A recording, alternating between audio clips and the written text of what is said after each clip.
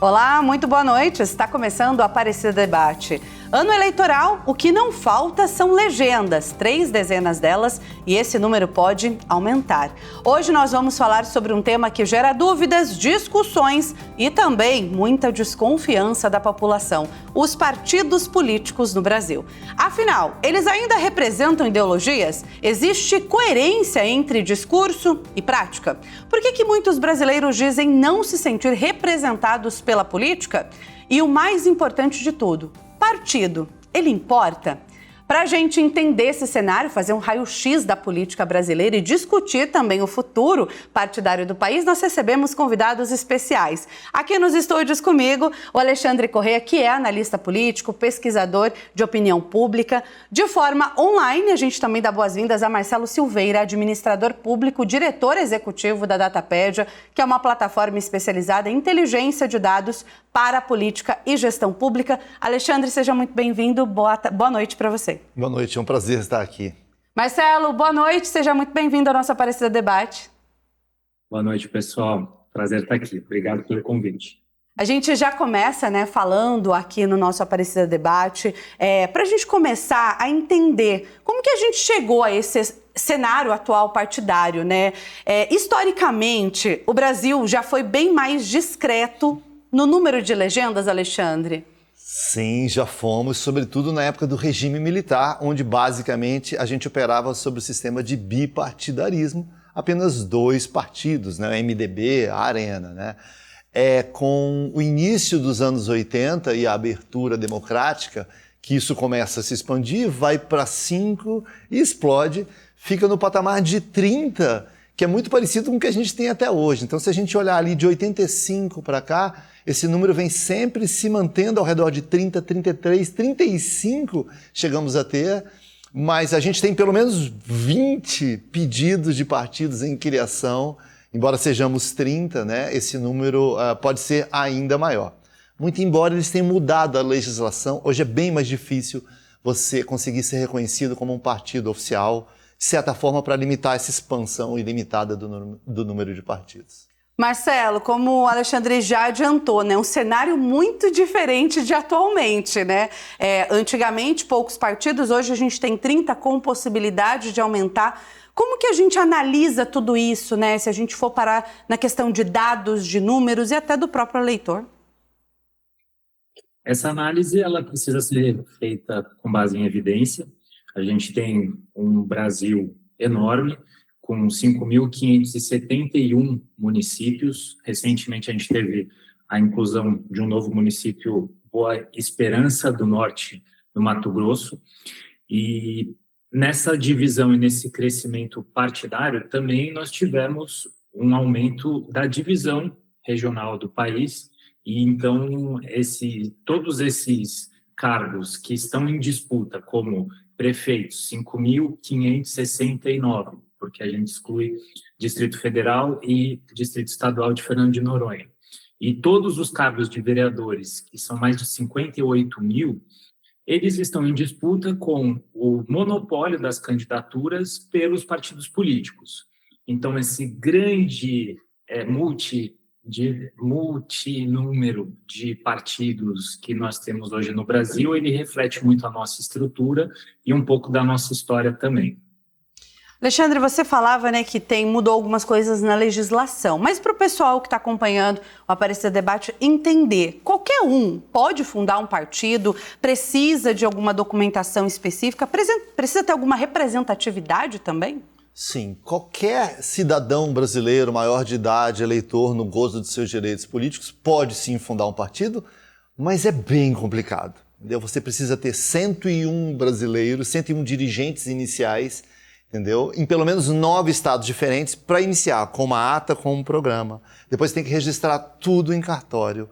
Depois você tem que ter uma lista de assinaturas com pelo menos 0,5% dos votos válidos, o que dá mais ou menos 550.000 eleitores em pelo menos 9 estados, ter diluição em pelo menos 9 estados, com percentual mínimo entre 0,1 e 0,5, ou seja, na prática tem que registrar em cartório, submeter ao TSE, ou seja, na prática é bastante complicado. Qualquer um pode iniciar esse processo, mas você finalizar todo esse trâmite jurídico não é simples. Uma dúvida, é sempre nacional, né? Não consegue ser um partido estadual, sempre precisa ser nacional. No Brasil não há possibilidade. Nos Estados Unidos eu posso ter um partido que só funciona num estado. No Brasil não dá para eu criar o partido de Santa Catarina, o partido de Sorocaba. Não existe isso, né? Você precisa... Os partidos, eles têm que ter caráter nacional. Na prática, a gente vê que alguns partidos, na prática, são mais fortes numa região ou outra, mas juridicamente, partido, por definição, tem que ter caráter nacional. Falando, né, dos partidos existentes, Marcelo, os dados eles mostram que há uma rejeição no aumento dos partidos tradicionais, né? Aumenta essa rejeição. Por que isso vem acontecendo? Olha, a gente pode colocar a falha das funções partidárias. A gente tem 3 grandes papéis. O papel, principalmente, de lançar candidatos, isso é um monopólio. O Brasil não tem ainda um debate muito maduro de candidaturas cívicas, como nos Estados Unidos e outros países da Europa. Até no México, a gente tem uma possibilidade de candidaturas cívicas, de uma não vinculação partidária no campo das eleições. E a gente tem outras 2 funções que elas não estão tão maduras para a prática partidária, que são as elaborações das agendas políticas, que não têm maturidade, evidências, um certo criticismo para trazer todas as agendas locais, nacionais, estaduais, e aí fala um pouco do número de tantos municípios que nós temos. E o terceiro ponto é o estímulo ao debate. É difícil um partido político estar aberto a um estímulo de debate para os eleitores, para os cidadãos, de qual é o papel da política, da democracia, o papel do legislativo, o papel do judiciário, o papel do executivo.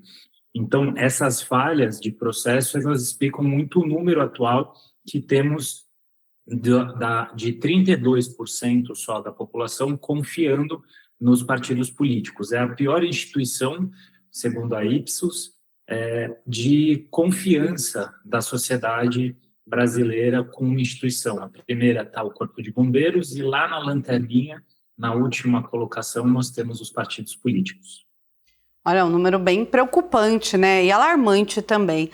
Alexandre, quando a gente fala, né, sobre o eleitor brasileiro nos dias de hoje, a gente acompanha esse eleitor, ele consegue claramente distinguir as ideologias ali dos partidos? Ou isso ficou aí mais confuso ao longo dos anos? Se pode se dizer assim, né? Por exemplo, o PSDB é o Partido Social da Democracia Brasileira. As pessoas entendem o que a legenda representa assim que vem o partido ou tá confuso? Não, é confuso para a maioria dos brasileiros, porque, veja bem, a gente tem 30 partidos, né? Ou seja, e a grande maioria dos partidos, eles se situam num espectro próximo ao centro, com uma ideologia meio difusa, que nem sempre é clara para as pessoas.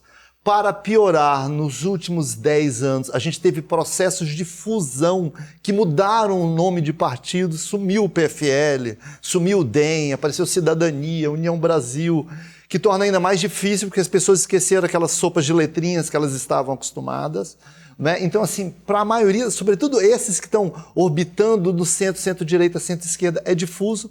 Muitas vezes eles são divergentes entre eles mesmos, a própria bancada vota divergentemente. Agora, está mais claro, sim, porque nos últimos anos, 2014 em diante, os extremos ficaram mais claros para as pessoas. Então, assim, está mais evidente que PL novo deve ser de direita para o eleitor médio, PT, PSOL, enfim, sempre ficou claro que era de esquerda. Então, para esses mais nos 2 espectros, direita e esquerda, acho que está mais claro para o eleitor médio, mas esse centro ainda é confuso. Voltando ao PSDB.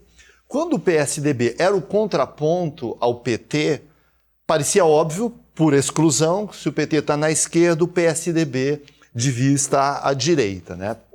Hoje, com a ascensão do Bolsonaro, da direita, do pensamento conservador mais claramente dito, as pessoas começam a olhar para o PSDB, eu vejo muita gente dizendo PSDB é socialista, comunista, né? Então ficou mais difuso, seja pelas lideranças, pelo certo ostracismo e queda que o partido vem, seria o da social-democracia. Hoje, olhando em retrospectiva, ele seria um centro que flertava com a centro-direita, que é a ideia do neoliberalismo, flertava com algumas ideias da social-democracia europeia, né, o princípio de programas sociais. Uma célula do Bolsa Família veio da esposa do Fernando Henrique Cardoso. Então era um partido que estava flertando centro de ideias liberais econômicas, que seria mais para a direita, ideias da social-democracia europeia, que é um pezinho na centro-esquerda, né? Mas isso tudo acabou sendo dragado, porque hoje o protagonismo acaba sendo desses dois extremos, PL direita, PT esquerda.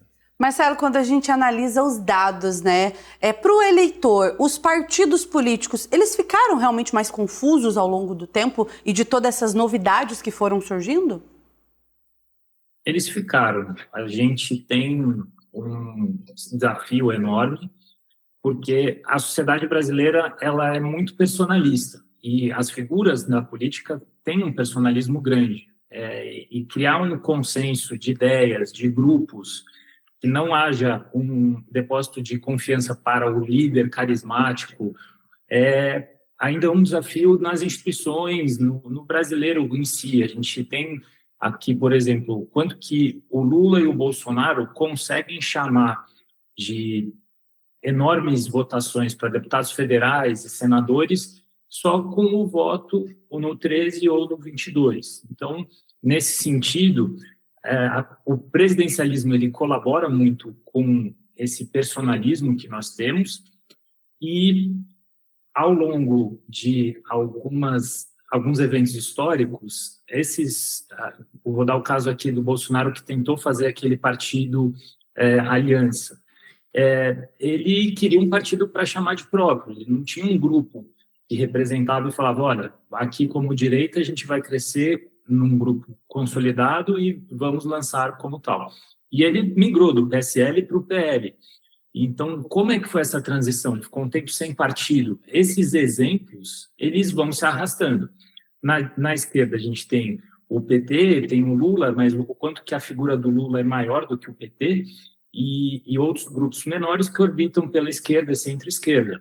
Então, a nossa cultura ela é muito diversa, a sociedade ela está muito diversa, e os partidos estão tentando se reciclar ou se colocar como alternativas, novidades, mas 30 partidos são uma infinidade de opções, mas que acaba sendo opções um pouco vazias, umas opções que estão visando a perpetuação do poder, mas não essa agenda política, essa agenda social, um incentivo ao debate, como eu coloquei. Alexandre, o Brasil ter tantos partidos assim, né? Isso fortalece a democracia como um todo ou isso dificulta ainda mais a governabilidade? Quando a gente vê as mudanças de tal candidato para tal partido ou junção de partidos também, deixa tudo confuso, mas isso dificulta eles conseguirem governar bem? Sim, eu acho que a rigor, você ter liberdade partidária, de associação partidária, de poder expressar livremente suas ideias é uma coisa positiva. Acho que isso é melhor do que você ter muita restrição, não pode ter partido, entendeu? Agora, na prática, esses 30 partidos, muitos deles, sem uma clareza ideológica ou sem uma fidelidade prática ao que eles colocam no papel, entendeu? Isso torna muito difícil. O presidencialismo do Brasil é um presidencialismo muito difícil. A gente vê, a maioria dos presidentes tem um bocado de dificuldade de emplacar sua pauta, de negociar com o Congresso. Aí vem o fisiologismo, a troca de favores. Então, assim, é muito difícil, sim. Parte está nessa dispersão, nessa fragmentação partidária. Então, assim, em princípio é uma coisa boa, mas as consequências práticas do presidencialismo brasileiro, se fala muito num presidencialismo de cooptação, de adesão, porque é um bocado de... Um prefeito tem dificuldades com o legislativo, um presidente também, então não é um exercício prático fácil, não esse presidencialismo de adesão ou de cooptação que a gente tem no Brasil. Marcelo, um outro ponto, né? Hoje o brasileiro, ele se identifica mais com as causas para si próprio do que ali com o próprio partido, né? Então, a gente percebe que, às vezes, a pessoa, ela vota num candidato para governador de um partido e vota para presidente de um outro partido, às vezes, muitas vezes opostas ali, legendas diferentes. O eleitor, ele está se defendendo mais pensando em si próprio? Olha, eu acho que é um problema desse monopólio de candidaturas que estão colocadas. A gente tem um campo restrito aí de pessoas para você se identificar na política, mas quando a gente vai para as decisões do dia a dia ou para as redes sociais, a gente tem um universo tão grande de pessoas a seguir, ou de marcas a serem consumidas, ou de trabalhos a serem executados, de tarefas que você precisa fazer, e quando a gente vai no campo da política e vê tanta restrição e poucas ali opções de escolhas, as pessoas vão achar seu caminho de interpretar ou de tomar decisão. E vale a pena também aqui registrar que, na democracia, a primeira eleição ela não é um grande sinal de que aquele candidato está aprovado ou não. É uma grande aposta. Na possibilidade de uma reeleição é que a gente vai conseguir, de fato, avaliar se a pessoa foi um bom mandatário ou foi ruim, foi rejeitado e não foi reeleito. Então, tem essa característica. E aí é inegável a gente cair no clichê do Churchill, que é a democracia ela é fundamental, ela é o melhor dentre todos os piores. E é muito difícil a gente conseguir ter um sistema tão ótimo. A gente vê também muita divisão, né? A gente está vivendo uma polarização já há alguns anos aqui no Brasil. A gente não consegue não falar disso também. Alexandre, na sua visão, né, a população ainda vota por ideologia ou o eleitor ele passou mais a se identificar pela figura do candidato, pela identificação pessoal, por ter essa proximidade com o que o candidato está falando? Eu acho que, historicamente, o brasileiro sempre votou de maneira personalista, muito mais no que aquela figura inspira o eleitor do que propriamente pela ideologia ou pelo partido. A gente já teve um Enéas, uma figura histriônica, muito caricata, sim, que tinha milhões de votos com o partido Prona. Ninguém votava no Prona, votava no Enéas. O Collor se elegeu presidente pelo PRN, acho, né? O Bolsonaro pelo PSL, que tinha acho que um deputado na época, né, em 2018.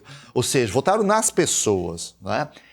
Mas eu vejo que de uns anos para cá, essa camada ideológica começa a entrar nas eleições, sim, né? Então a gente já vê a ideologia presente no voto para senador, no voto para presidente. E eu acho que a presença da ideologia é tão maior quanto a esfera. Então há mais componente ideológico. Em cidades muito grandes, né, quase capitais, Guarulhos, cidades muito grandes, tem esse peso maior, não é? Há mais no campo federal, né, há mais ideologia para deputado, mas na medida em que você vai para o plano municipal, o buraco na rua importa, entendeu? A pauta, até porque as pessoas sabem que ele não vai poder mudar uma lei federal, o prefeito da cidade. Então, acho que o componente ideológico começa a reduzir na medida em que a gente começa a falar de cargos como vereador, como prefeito. Mas a ideologia é parte do processo e está aumentando com essa polarização, né? Eu acho que ela vem, a camada ideológica do voto, ela vem aumentando nos últimos anos no Brasil. Muito bom o nosso papo. Marcelo, quero agradecer a sua participação aqui com a gente no nosso Aparecida Debate. Foi muito bom ter você aqui, nos ajudando a compreender um pouco mais sobre os partidos políticos. Obrigado pela disponibilidade, viu? Obrigado, pessoal. Um prazer estar aqui. Um abraço para a Aparecida. Tamo junto.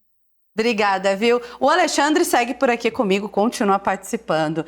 Daqui a pouco a gente vai falar sobre a polarização, ainda mais, né? O crescimento também dos extremos, o impacto disso nas eleições e no comportamento da população. O Aparecida Debate volta já.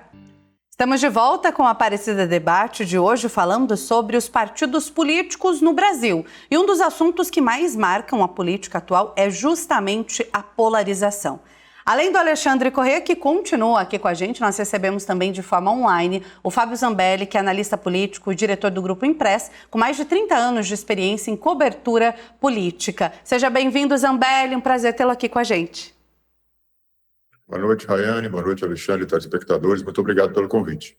A gente já começa, né, falando aqui no nosso Aparecida Debate sobre o partido é igual time de futebol. Para muita gente, cada um tem o seu, cada um apoia ali, aposta no seu. Zambelli, você acha que isso pode ainda ser um método de confusão para as pessoas, de apoiar o partido? No Brasil, essa organização partidária, ela reflete pouco essa lógica ideológica, né? Os partidos têm um programa, todos eles têm um programa, até por obrigação legal, né? Um programa de ideias, de propósitos e de conceitos que eles defendem, né? Uma agenda, mas o eleitor ele está muito mais guiado pelas pessoas, né? Pelos líderes políticos que estão nesses partidos, até pela fragmentação que nós temos, né? 30 partidos, não existem 30 ideologias diferentes, né? São 30 partidos, embora desses 30, só 19 a gente considere que são partidos efetivamente representados, porque eles têm acesso a fundo partidário, enfim, têm recursos, né? Mas o eleitor, a identificação que ele constrói com as agremiações partidárias, sobretudo no nosso país, ela tem muito mais a ver com os sentimentos, as paixões, né, dessas pessoas, né? A identidade que elas criam com as lideranças, com as figuras, né, que estão à frente desses partidos políticos. Não à toa nós temos no Congresso Nacional uma agremiação suprapartidária, que eu diria, que é o Centrão, que aglutina várias forças político-partidárias do país, sem lideranças muito claras, né? Você tem ali os presidentes dos partidos, os líderes, mas não existe uma grande liderança. Qual é o grande líder político do Centrão no país? O Centrão não consegue, por exemplo, colocar na disputa eleitoral um candidato competitivo numa eleição presidencial. As pessoas não têm, o eleitor brasileiro não se identifica com esse Centrão, mas ele é a força política mais poderosa do país, com mais capacidade de mobilização, com mais força na pauta do Congresso, na composição dos ministérios. Então, eu vejo assim, uma dicotomia muito forte no país entre o que é um partido político como representação do eleitor. O eleitor está muito mais pautado pelas paixões que ele tem, pelos sentimentos que ele tem de identificação com líderes, com grandes líderes políticos. No caso, tem o caso mais específico do que a gente vive hoje, são duas grandes lideranças, né? O presidente Lula e o ex-presidente Jair Bolsonaro. Importa pouco em que partido eles estão, né? Então, a identificação, para mim, hoje tem mais a ver com esse pertencimento que as pessoas buscam encontrar, né? Essa conexão que é muito abstrata, não é baseada naqueles fundamentos da política tradicional. Alexandre, ainda com base nessa questão, né, da paixão do brasileiro por futebol, ou por partido político, ou por candidato em específico, o Brasil tem hoje mais de 30 partidos, né, como a gente já vem falando aqui, partidos registrados, esse número pode ainda aumentar, mas muitos eleitores, eles dizem não conseguir identificar a ideologia de cada um desses partidos. Os partidos, eles perderam a identidade ideológica para tentar serem aceitos pela população, pela mudança que o eleitor foi mostrando ao longo dos anos? Acho que eles não perderam porque eles nunca tiveram, né? Então, uma grande massa de partidos no Brasil, historicamente, se concentrou numa massa quase amorfa e inidentificável do ponto de vista ideológico, até porque as eleições no Brasil, até ali por 2014, elas tinham uma força que exigiam um empurrãozinho ao centro, né? Então, para você ser viável politicamente, o conselho era caminhe para o centro. Então, você pedia para o Lula, você não pode ter essa postura muito agressiva, você não vai ganhar a eleição, você está assustando as pessoas. Aí ele teve que colocar um industrial de vice, colocar ternos bem cortados, emitir comunicados para o mercado para acalmar o mercado e caminhar para o centro. Você pega um Paulo Maluf, que claramente era associado à época do regime militar, o partido dele depois passou PDS, Partido da Democracia Social, parece até um partido de esquerda, assim, ou seja, a lógica era caminhe para a moderação e para o centro para você não assustar o eleitor médio, assim. Então ficava tudo uma zona cinzenta em que tudo parecia a mesma coisa, né? Então acho que sempre confundiu, mas não porque eles mudaram, era porque não tinham, de fato, um eixo ideológico muito claro. Como o Fábio muito bem falou, tem 30 partidos, mas não há como ter 30 grandes linhas ideológicas assim.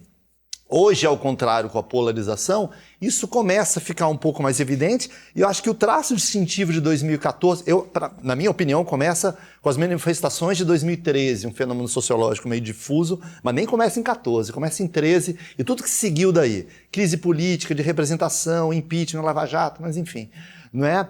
Aí a gente começa a ter um discurso que é saia do muro, saia do cinza e vá para o extremo, preto ou branco, assim, né? E hoje a gente vê pessoas com um discurso que a gente até assusta, e fala, não é possível que a pessoa pegou o Instagram dela e falou isso, mas é quase que uma pulsão de ir para essas posições muito claras, o que eu acho que é um efeito colateral das redes sociais que premiam a excentricidade e não a moderação. Isso que eu ia falar. Zambelli, você também concorda com essa questão de que os partidos não têm a sua ideologia definida e que isso está mais confuso, agora até com a utilização das redes sociais? Muito se fala, muito se mostra, muito se apresenta nas redes sociais e muitas vezes vai tentando dançar ali como a banda toca, pode-se dizer assim. É um reflexo dessa fragmentação, dessa hiperfragmentação. Você tem muitas agremiações partidárias e não tem um número equivalente de ideologias, né, de conceitos de ciência política para acompanhar essa agenda de fragmentação. Tem uma pulverização também no sentimento do eleitor e dessas probabilidades de alianças, de coalizões que historicamente sempre foram muito fortes no país. E a gente tem que... É muito diferente a nossa situação, por exemplo, de 30 partidos, se a gente for comparar com outras democracias que são bipartidárias. Você tem, por exemplo, nos Estados Unidos, embora exista a possibilidade de candidaturas avulsas, de organizações político-partidárias que aconteçam à margem do sistema, basicamente estamos falando de republicanos democratas, né, representados no Congresso, no Capitólio.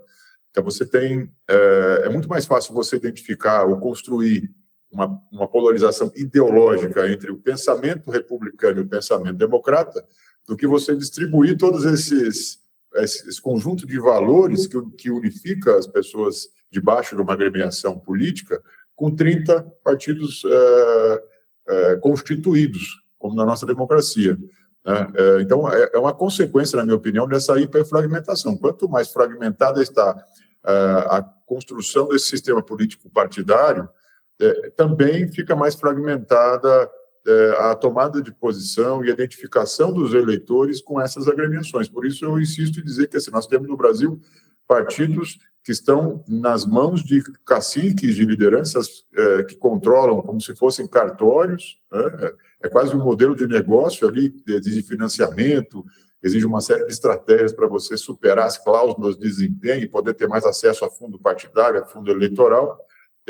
E na dinâmica eleitoral, quando você chega nas eleições, a polarização ela acaba acontecendo com os partidos praticamente sendo ali carreados pelos grandes líderes. Né? Você não tem um movimento contrário das primárias, né, de processos de escolha de candidaturas que passem por uma ampla discussão de agenda, de programas, como em alguma parte importante das democracias do mundo.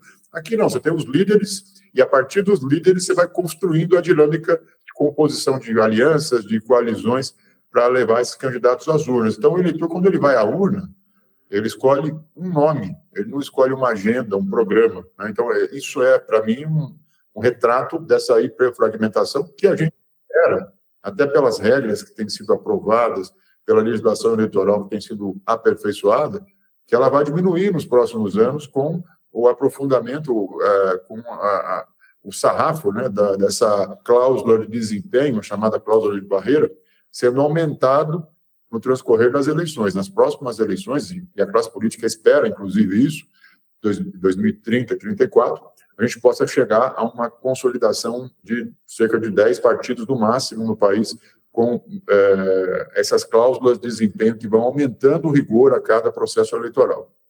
A gente fala, né, sobre a direita, sobre a esquerda, sobre essa polarização muito clara que se existe também, mas alguns brasileiros, né, a gente vem reparando nas pesquisas recentes que eles não se identificam nem com a direita e nem com a esquerda. Zambelli, você primeiro, né, o que isso revela sobre esse momento político atual do nosso país? É curioso esse conceito, né, de esquerda e direita, né, se a gente for olhar historicamente como é que ele surgiu ali no século XVII, século XVIII, sobretudo na Revolução Francesa, quando era basicamente tinha, inclusive, uma questão da disposição física, né, a direita do presidente da Assembleia Nacional estavam os mais conservadores, estavam ali os nobres, aqueles que defendiam ainda a monarquia, algum tipo de uma transição um pouco mais suave. À esquerda estavam ali os jacobinos, que eram mais reformistas, mais progressistas, e aí você consolidou essa ideia de que direita é conservador, esquerda é progressista. O que é ser progressista, o que é ser conservador é uma outra história. É muito subjetivo esse conceito para a gente dizer que os eleitores têm claramente uma postura de direita e uma postura de esquerda. Agora, como o Alexandre mencionou, nós não podemos deixar de falar do processo democrático brasileiro sem falar da ditadura militar, né? A ditadura militar, que também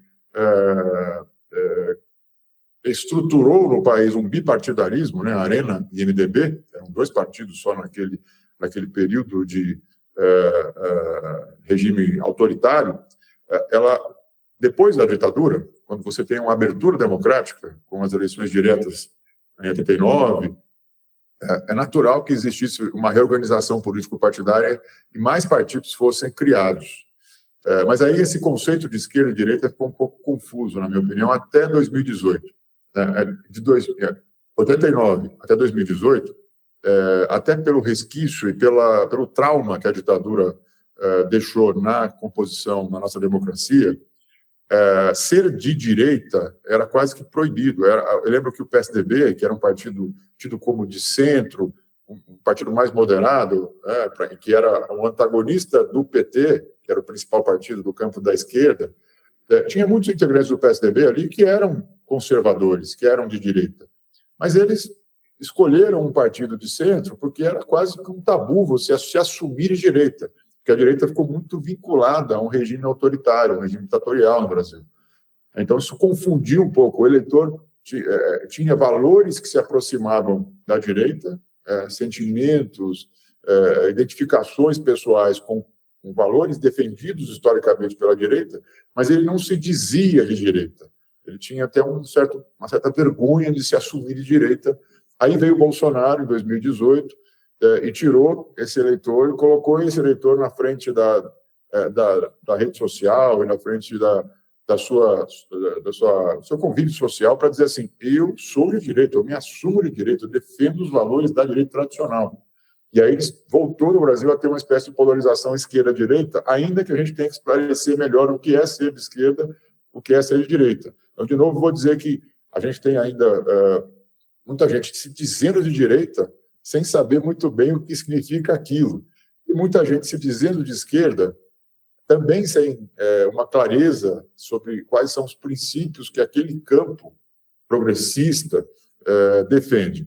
Então, a gente tem algumas deformidades, né, do processo democrático que ainda são um resquício, na minha opinião, no Brasil, daquele período de ditadura, que você tinha bipartidarismo e você tinha os políticos e os eleitores, né, que não podiam votar durante aquele período, mas estavam participando do processo político de forma indireta, né, eles situados em campos políticos com os quais eles nem sempre concordavam totalmente com as ideias que eram defendidas por esses campos. Então, acho que ainda nós estamos vivendo, a nossa democracia ainda é jovem.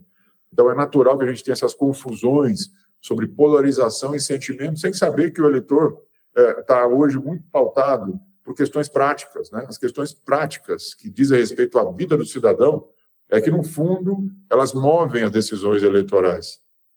No final das contas, o eleitor está indo para as urnas decidindo quem é capaz de melhorar a vida dele. Qual é o candidato que oferece mais esperança para o próximo ciclo? Muito menos do que o candidato que defende a pauta X ou Y.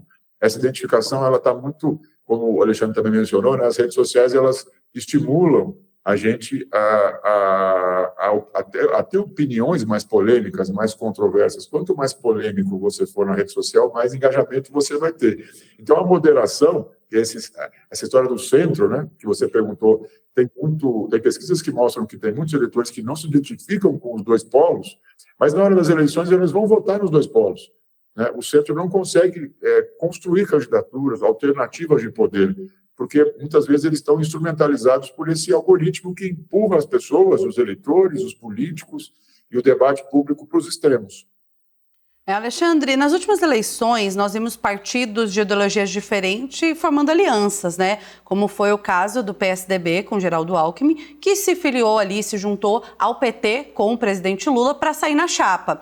Foram eleitos. Isso é uma estratégia democrática? A gente vai ver isso acontecendo mais a partir de agora com esses 30 partidos que existem? Sim. Bom, em primeiro lugar, coligações, alianças, até fusões que a gente viu, elas são estratégias. Primeiro, pode ser uma estratégia de sobrevivência, na medida em que a gente tem legislações mais duras, com cláusulas de barreira, cláusulas de desempenho, algumas siglas correm o risco até de se extinguir, de não ter a cota mínima suficiente para ter acesso a fundo partidário, tempo na TV, né? Então, isso é uma estratégia. Agora, como o Zambelli vem falando muito bem, com esse personalismo da política brasileira, você tem excentricidade. Por exemplo, estar no mesmo palanque no Nordeste, pessoas de partidos que seriam absolutamente inconciliáveis, às vezes assim, né? Ou o pragmatismo da política fazer com que Geraldo Alckmin seja vice do Lula, sendo que eles foram adversários políticos históricos. Sim. E se a gente for listar casos assim que inimigos se unem por algum pragmatismo político, a gente vai ficar 3 dias de programa aqui, né? Então, assim, eu acho que isso existe de fato, né? É um pouco fruto do personalismo em alguns aspectos, mas às vezes é estratégia política ou até mesmo estratégia de sobrevivência, no caso de algumas agremiações que são diminutas e não conseguiriam ter relevância numa eleição, por exemplo. O papo está muito bom, a gente vai fazer uma pausa rápida, porque no próximo bloco a gente vai olhar para o futuro. Será que os partidos eles conseguem recuperar a confiança da população? Essa é a dúvida. O Aparecida Debate volta já. Estamos de volta com o Aparecida Debate. Nesse último bloco, a gente vai falar sobre um assunto que movimentou Brasília e reacendeu o debate sobre a transparência dos partidos políticos aqui no Brasil. A Câmara dos Deputados ela aprovou um projeto que flexibiliza regras de fiscalização das contas dos partidos e isso levantou questionamentos sobre a transparência, punições e também a confiança na política. A gente continua aqui com a participação do Alexandre Corrêa, que é analista político, e também do jornalista e analista político Fábio Zambelli. Para vocês, né, essa flexibilização toda, essas regras de fiscalização dos partidos, ela pode passar para a população uma sensação de impunidade, talvez? Decisões como essa pode aumentar o distanciamento entre o eleitor e a política, Zambelli? Essa crise de confiança nas instituições brasileiras, e é bom que se diga, não é apenas uma crise de confiança e de credibilidade dos partidos, ela é do sistema político como um todo, judiciário, executivo, legislativo, estão em índices históricos de baixa confiança popular. Ela reflete esse desalento do cidadão, que está hoje muito presente no debate político, né? É bom a gente sempre colocar em perspectiva, né? Porque as pessoas, eu acho positivo isso para a democracia, a despeito de todas as questões que se colocam sobre a legitimidade do debate digital, dessa arena digital, né? Do algoritmo, né?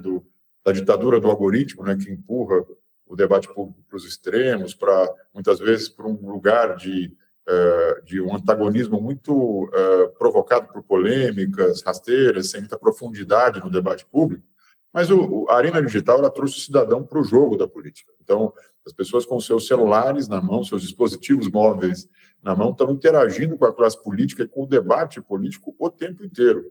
É algo muito diferente de outras gerações que tinham que basicamente consumir as informações políticas pelos veículos tradicionais de comunicação e a maneira que eles tinham de interagir participando de sindicatos, associações, né, de movimentos sociais, mas eles não tinham uma interação direta com a classe política. Hoje existe essa interação direta porque você tem acesso direto aos parlamentares, aos agentes políticos, sobretudo pelas redes sociais e pelos mecanismos de comunicação que se criaram ali no ambiente digital. Então, você vende para o cidadão uma percepção de que ele pode dialogar de forma mais direta com o seu representante. O problema é que a resposta desse representante, na maior parte dos casos, ela tem frustrado muito o eleitor, o cidadão comum, né? E nesse caso que você mencionou, foi muito, para mim, simbólico de como existe um fosso, né, um abismo entre o representado e o representante, né? No Congresso Nacional, tomar uma decisão que, na verdade, protege ali os partidos de fiscalizações mais duras, de sanções quanto ao cumprimento ou descumprimento das regras do jogo, aprovar isso numa noite de fora do horário ali do expediente, sem muita preocupação em dar transparência, em dar publicidade a essa medida, como foi o caso que você mencionou, mostra que tem um distanciamento hoje enorme entre o que o Congresso decide, como ele decide, né, e como os eleitores gostariam que fossem criadas as regras do jogo eleitoral. E isso aumenta, na minha opinião, esse abismo entre o eleitorado, entre o cidadão e o seu representante legitimamente escolhido, né? E eu acho que os partidos, eles são um espelho dessa crise de confiança, porque quando eles acumulam, nós vemos discussões quase que regulares no debate público sobre um tema fundamental, que é o financiamento da política. Os partidos são financiados com dinheiro público, dinheiro do cidadão, do contribuinte. Todos os anos são ali quase 6, 7 bilhões de reais que vão para os partidos políticos, para o fundo partidário e fundo eleitoral. Então, é o dinheiro do cidadão que está sendo dado para os líderes políticos para que eles financiem a atividade político-partidária. Então, é necessário que exista um rastreamento desses recursos, é necessário que haja uma transparência sobre a fiscalização, a aplicação desses recursos, e o cidadão, quando ele não consegue ter acesso a essas caixas pretas, né, que é uma expressão que se usa para dizer quando é um recurso que é inacessível, as pessoas não sabem para onde vai esse dinheiro, sabem que fica com os líderes dos partidos. Mas para onde vai esse dinheiro? Qual a finalidade de aplicação desses recursos? Então, todo esse aspecto de dar mais transparência ao financiamento dos partidos seria, para minha opinião, o primeiro passo para recuperar um pouco da credibilidade dos partidos junto ao eleitorado. Porque o que existe hoje é uma percepção de que, assim, eu ajudo a financiar a atividade política, eu elejo os representantes, eles vêm me procurar de 4 em 4 anos pedindo o meu voto, mas nesse ciclo de poder, que as decisões são tomadas nos poderes, eu fico muito distante, eu fico impedido de participar desse momento que é a tomada de decisão. O financiamento é com dinheiro público, dinheiro do povo, né? Mas quando o assunto é de interesse partidário, aí as diferenças entre direita, esquerda, centro, elas diminuem, né, Alexandre? Isso ficou bem nítido, né? É verdade, acho que muitas vezes, e isso é uma coisa que ajuda nesse cenário de deterioração da confiança que se tem nas instituições políticas, e o Fábio falou muito bem, a gente vive uma crise de confiança das lideranças no mundo. Outros dados em outros países reforçam isso. Essa crise se estende a judiciário, a legislativo, lideranças empresariais, ou seja, a gente vive uma crise de confiança no mundo, não é? Agora, no caso dos partidos, muitas vezes a gente fala que eles estão se divorciando da realidade. É como se eles vivessem num universo paralelo. Acho, inclusive, que isso está por trás de algumas das manifestações que a gente viu no Brasil nos últimos anos. Isso aumenta essa sensação de que eu não me sinto representado por quem me lidera, por quem me representa. Se a gente for ver qualquer lição de liderança empresarial, liderança religiosa, qualquer um dos pilares fundamentais é a liderança pelo exemplo, entendeu? Haja como eu ajo, entendeu? Dê o exemplo antes. Então é muito difícil você pregar a austeridade para baixo se em cima o que tem é uma vida perdulária, entendeu? É muito difícil pregar que para você agir com retidão aqui embaixo, se aqui em cima não existe isso. Então, muitas vezes, parte dessa crise está na percepção que a população tem, verdadeiro ou não, exagerado ou não, de que lá em cima eles não dão o exemplo, né? Então acho que, e muitas vezes eles são vistos como classes que estão ali, eles podem legislar sobre eles mesmos, entendeu? Eles deveriam ser triplamente responsáveis na autolegislação, né? Porque eles podem aumentar os próprios salários, coisa que o cidadão não pode, eles podem se eximir a si mesmos das eventuais falhas que cometeram, né? Então isso implica uma camada ainda maior de responsabilidade para esse líder que tem tanto poder nas mãos, como diria o Superman ou Homem-Aranha, né? Com grandes poderes, deveriam vir grandes responsabilidades. Olha, pois é. Homem-Aranha, viu? Meu diretor aqui me corrigiu, Homem-Aranha. Para a gente fechar, né, encerrar o nosso Aparecida Debate, queria que vocês deixassem uma mensagem rápida. Zambelli, começando por você. Por que o eleitor ele deve ou não aí prestar atenção nos partidos? A gente tem eleições esse ano, né? E são vários cargos que estarão em disputa, né? É necessário essa consciência não só do candidato, mas também do partido?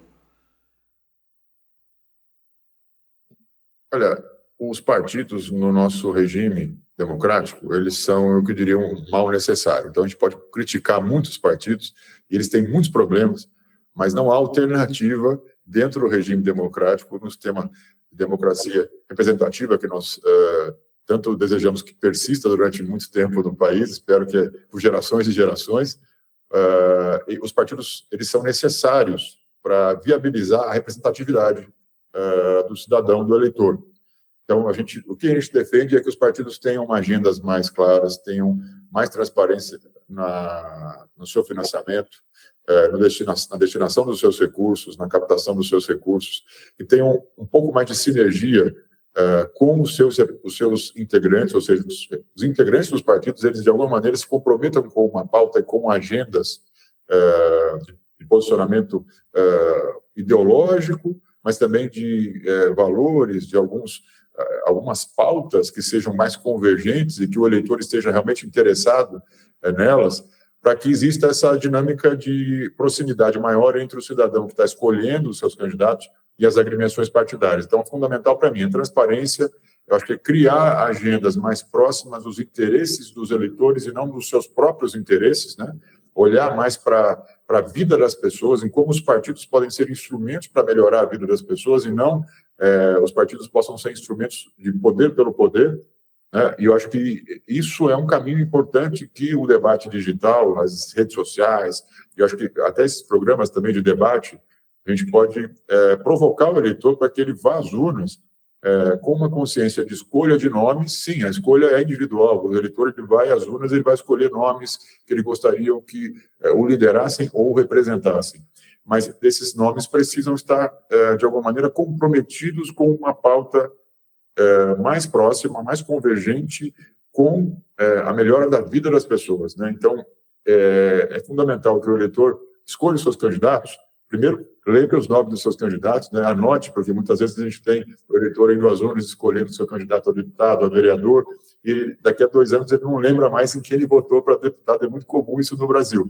E as eleições legislativas são fundamentais para o nosso país, inclusive para a gente exigir e cobrar que eles cumpram, que os parlamentares cumpram ali o seu dever de prestar contas para os seus representados durante o mandato. Mas também, além de escolher os nomes, para que o eleitor possa identificá-los com uma pauta, identificá-los com uma agenda, com propostas, com programas.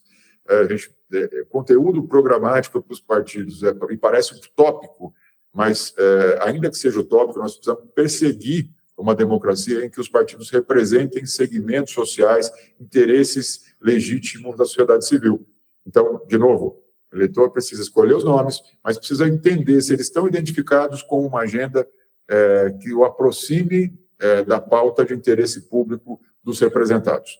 Com a sua resposta, já vou me despedir de você, que eu sei que a vida está um pouco corrida, você tem outro compromisso. Zambelli, muito obrigado, viu, pela disponibilidade, por participar aqui com a gente do Aparecida Debate. Muito obrigado, Raiane, pelo convite, um prazer aqui debater. Obrigado também ao Alexandre pelo debate rico. Obrigada, viu, por você estar aqui com a gente. Agora eu pergunto para você, Alexandre, para você deixar uma mensagem, né? O eleitor, são vários cargos em disputa, ele precisa ter atenção também no partido que ele vai votar? Acho que sim também. Essa é uma eleição particularmente problemática, porque a gente tem, olha os cargos, presidente, governador, 2 senadores, deputado federal e deputado estadual. São muito cargos. O que a gente observa por pesquisa que a gente faz há mais de 30 anos, é que as pessoas despendem uma energia cognitiva e emocional muito grandes na escolha do cargo para presidente, que domina, sequestra o debate nacional, e pouca atenção e energia para governador. Sim, até para governador as pessoas talvez não parem e pensem tanto, segundo as nossas pesquisas. Não sabe nem quem vai votar para senador. Quando tem 2 senadores, escolhe o segundo a caminho da urna, é uma loucura, né? E é por isso que as pessoas esquecem um tempo depois. E eu diria, então, você precisa despender um tempo, porque depois eles te governarão por 4 ou 8 anos. No caso do senador, são 8 anos, então é importante. Hoje a gente tem uma arma na mão que é informação. Mas eu preciso te dizer uma notícia ruim. Junto com a informação tem muita má informação. Tem muita quantidade e muita informação de má qualidade. E eu queria te dizer uma coisa desconfortável, mas que eu preciso te dizer. Toda vez que você estiver consumindo informação política e ela chegar para você muito quentinha, muito morninha, muito com gosto de mel, duvide. Provavelmente você está sendo enganado, porque a vida na política, os problemas públicos não são tão simples assim.